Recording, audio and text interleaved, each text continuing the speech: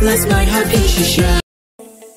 Shisha ya pi jubor ngalain lama pi tiknangan bit ngan ktain takik ti Shisha oh ngam junang ban yo tia ha bangaken mau ya pi oh ngam junang le Hello. Hello. Ngami saya pi, si pi dan. Ngabun kam mentah, ngamlap ban keren.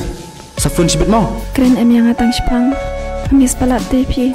Ngabun kam. Miss iyo kata. Habang ngaong ngadang bun kam ru. Lebih yang bunang fun. Bisu pun kambit. Pim judan por ban keren kat nga. Ngamdun por sementah ngaladun lat suwe mentah, ngaladun semua suwe. Piwo jufun uju yusure nga. Dilit nan bar sangaru.